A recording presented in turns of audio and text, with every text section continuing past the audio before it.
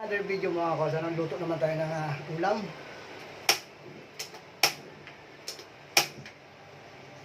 Magprito tayo ng wow. Sa mga nakakalam nito, isdang wow sa Bicol kung tawagin, marilat sa Batangas, at dilat sa ibang lugar, o ano-ano pang tawag nito. Wow! Nakabili natin sa palengke. 1 kilo, 300. Diba, mura?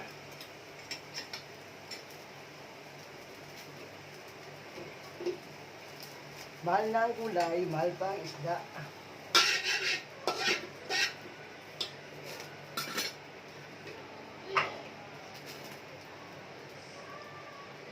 Pakaprito natin mga kosa niyan. Gagataan naman natin.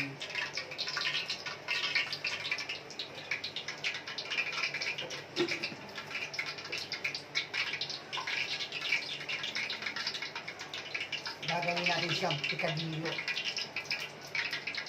Pikadilyo kung tawagin sa Bicol mga kosa. Mga bang, painit na tayo.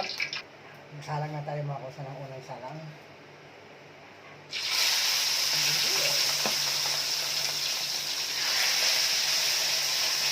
Kasi lang talagang lamang.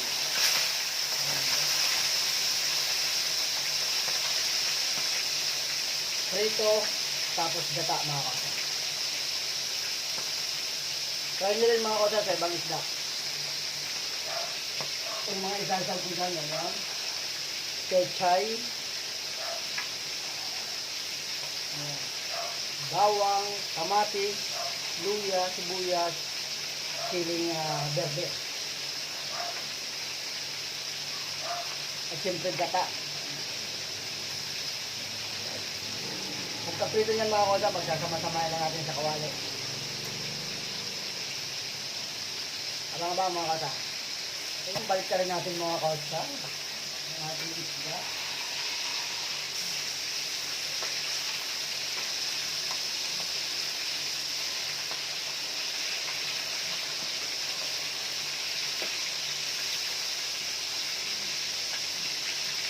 Napakasarap nito mga kosa ang isda na to.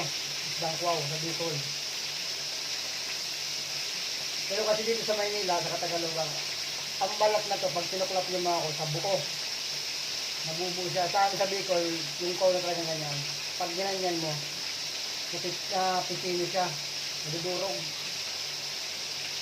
Kung lumabas naman sa amin sa probinsya, sa Bicol, kaya isang taon, isang beses na nagpapahuli na isda naman. So kung baga ito, ligaw lang ito rito eh. Saan ito mga huli sa ibang lugar.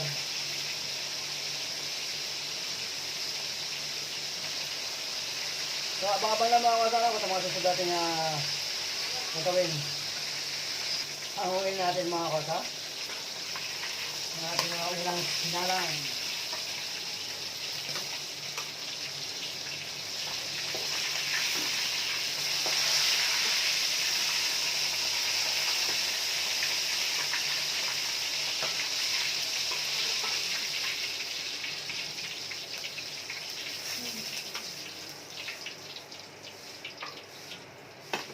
Lagay tayo mga kosa ng pangalawa.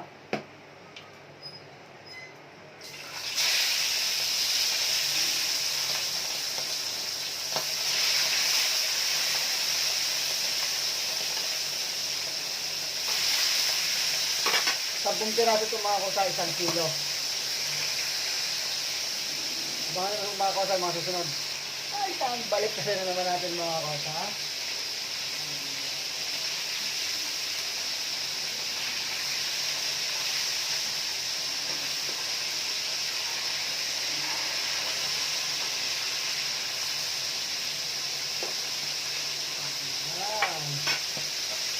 Sarap din mga kosa.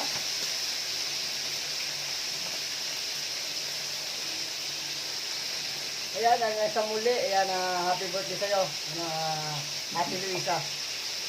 Mix vlog. Happy love, shoutout sa inyo lahat. Hango ulit tayo mga kosa.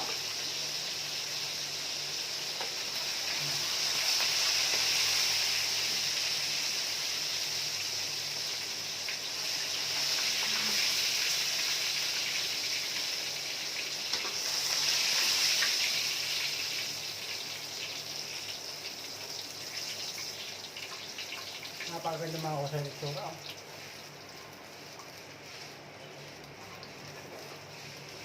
Ayusin natin itong mata.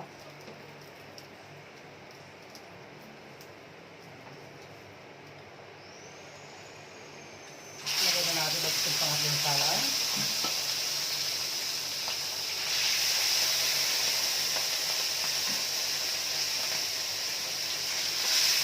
At linain yung pang isa. Pagkasyay na natin mga kosa. Kaya ng init. Sigado. Ayan, balik ka rin na natin mga kosa. Ang natapos na tayo.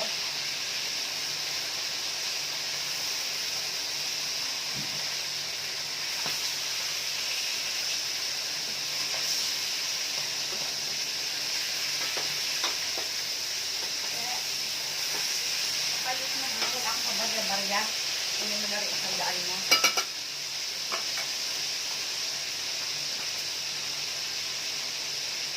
Baka nyo lang mga kosa pagtapos na tayo magluto. Ayan, hanguin na natin at batayin natin mga kosa. Ang huling salang. Ayan.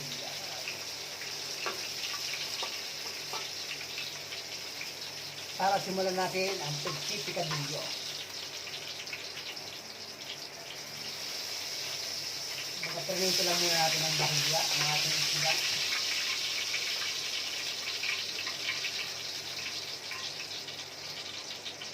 Ayan. At ito na ang ating pritong kwaw mga kosa. Ayan. Abangan nyo lang kung paano natin gagawin ang pikadilyo. So at ito na nga mga kosa, ilalatag na natin itong gulay, no? Ayan. Ganito lang gawin mga kosa ang pikadilyo.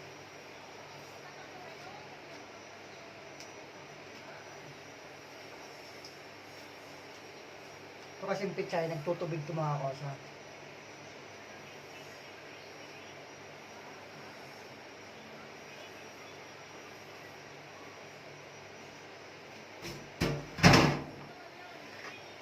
Lalatag natin itong luya. Ayan. Lalatag natin dyan. Ito din bawang. Ayan mga kosa, ganyan lang. Sibuyas. Ginamihan natin sibuyas para mas malasa. Ayan. At itong kamatis mga kosa. Ayan. Ayan ang aming pikadilyo. Lalagay natin ito sa gitna ng siling verde. Ayan. At ikakamada natin ngayon mga kosa ang isda. Ayan. Ito yung prinito natin. Wow!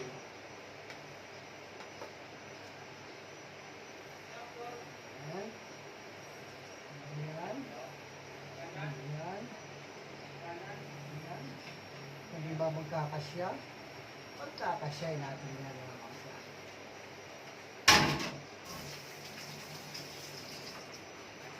Lagyan natin ng timpla. Siyempre, bechin. Kailangan ng bechin. Paminta mga kosa, kailangan natin pamintang pino. Ayan.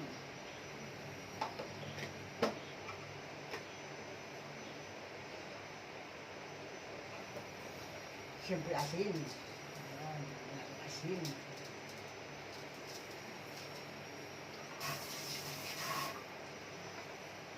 At ilagay na natin itong gata mga kosa.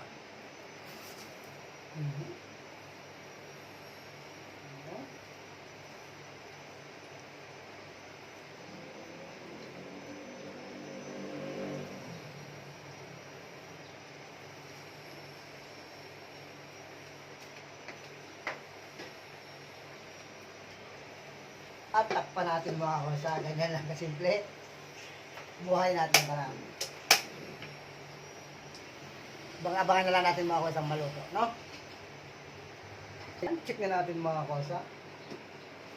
Mhm. Mm. Hindi na.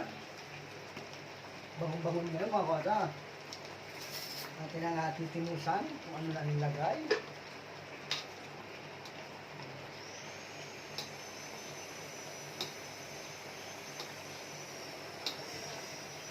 Sarap nito.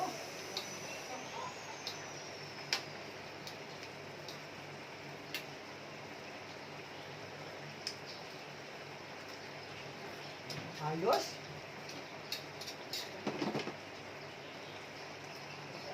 Susunod na. Meron ng ano ba? Lalabas ba? Konting sugar. 3 minutes na lang, pe. Okay.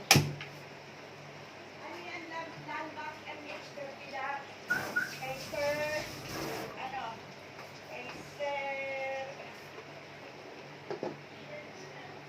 Vincent Porter. Ayan. Hanggang dito lang mga kasal. Luto na nating